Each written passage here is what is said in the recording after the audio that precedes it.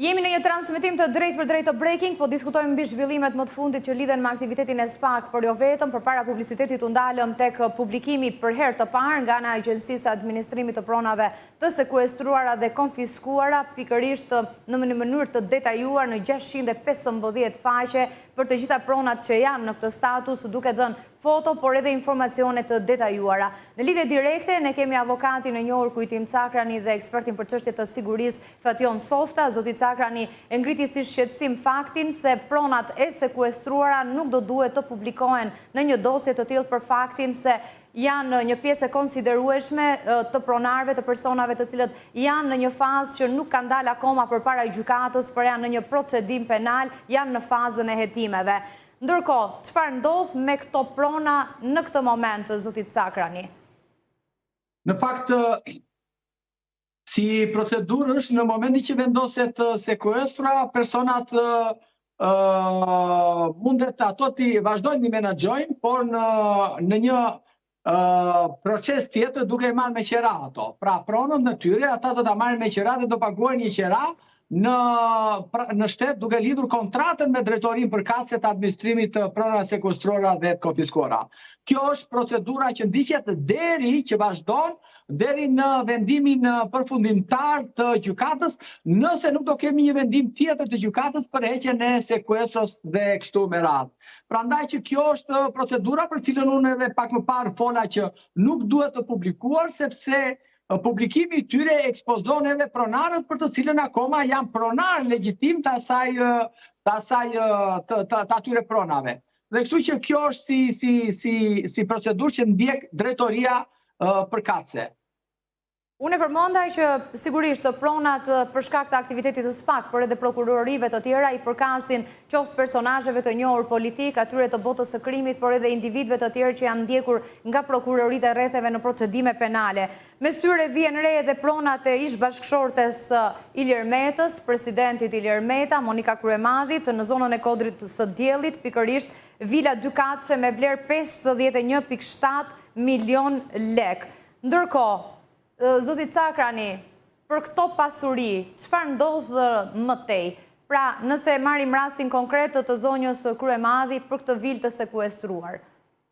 Ajo mund të përdoret, mund të posedohet, pra në çfarë pozite ligjore është në momentin që flasim?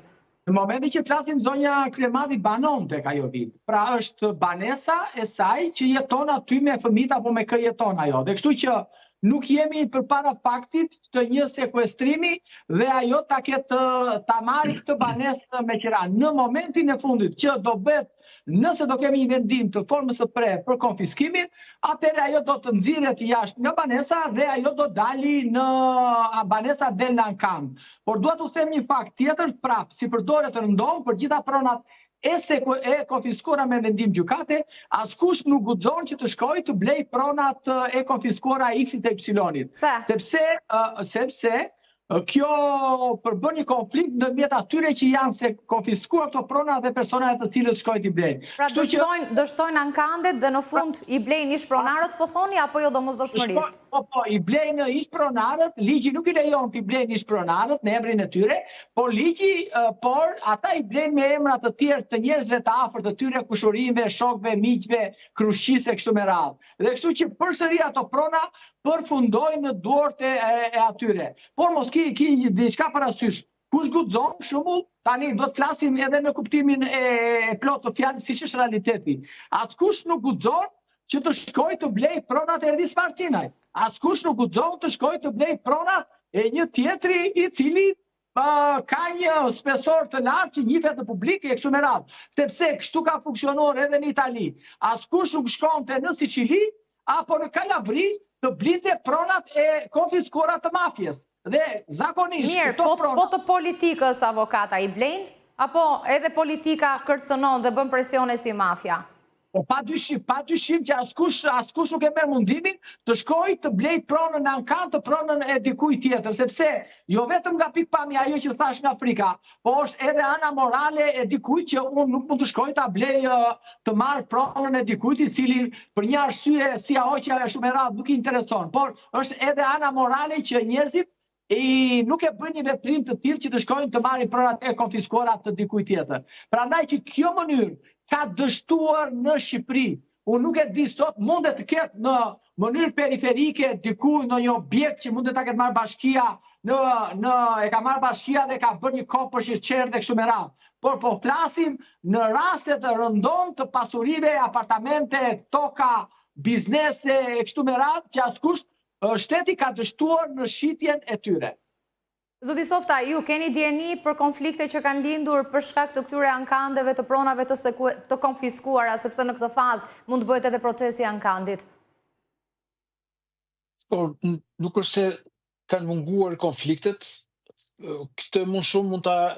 Apo ju rezulton ajo që tha zoti Cakrani, që ka një tërheqje, qytetarët nuk shkojnë, nuk marrin pjesë në këto ankande, i friksohen qoftë kur janë pronat të sekuestruara nga personazhe të botës së krimit, apo pse jo edhe të politikës?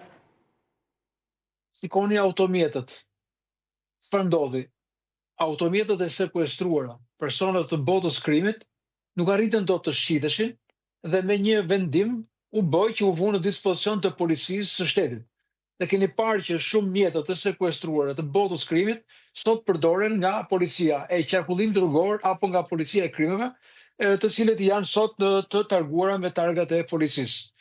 Por sigurisht ne jemi një vend i vogël dhe si tillë ndihet ky lloj presioni. Nuk është se jemi një vend i madh me 60 milion banor si Italia dhe kryesisht kur shiten pronat, pjesa më e madhe e këtyre pronave që shiten nga sekuestrimi kanë ardhur dhoi kur pronarët janë debitor ndaj bankave dhe për këtë arsye banka e merr dhe nxjerr në ankand. Por nuk janë, po themi që janë personave me precedent apo të dënuar dhe pronat e tyre dalin sot në shitje. Ka dhe një problem që në momentin e konfiskimit të pasurive, sidomos të automjetave, shitja e tyre duhet bëhet e menjëhershme se qëndrimi i tyre ja ul vlerën për të cilën ato janë sekuestruar. Sa më shumë kohë të kalojë, bie vlera nga mospërdorimi, qoftë automjetave, qoftë edhe të banesave. Prandaj fillimisht ato janë gjetur si një zgjidhje për t'ia dhënë me qira disa institucioneve, kryesisht i jepen edhe shoqatave të ndryshme, të cilët marrin kundrejt, apo të atyre që merren me rehabilitimin nga dhuna apo nga fenomene të tilla. Pra më shumë përdorim po gjejnë pikërisht në këtë aspekt. Për të angazhuar, për të zënë me punë persona që kanë rënë prej dhunës e trafikimit. Pra për të përdorur për qëllime sociale. Një shtëpi, nëse nuk do të banosh, vetëm moshapja e dyrëve do të fillojë të rënohet. Të gjithë shtëpitë të rënohen, muret rëndohet, çatia rëndohen, gjithë të tjerat. Prandaj ata duhet të fillojnë në punë dhe të mbahen në punë. Dhe një nga këto forma i kanë gjetur për t'i dhënë në përdorim të disa institucione të cilët janë të identifikuara për t'i përdorur për këto institucione që ne tham. E qartë, po avokat. Dgjoj, Atina them diçka. Atëherë, unë do isha kurioz, jo unë po publiku, që ajo agjencia që ne ju referuam pak më parë për administrimin e pronave sekuestruara dhe konfiskuara, duhet të na bënte një statistik, jo me 650 faqe, po na i bënte me 1600 faqe, dhe të na thoshte sa janë pronat e konfiskuara,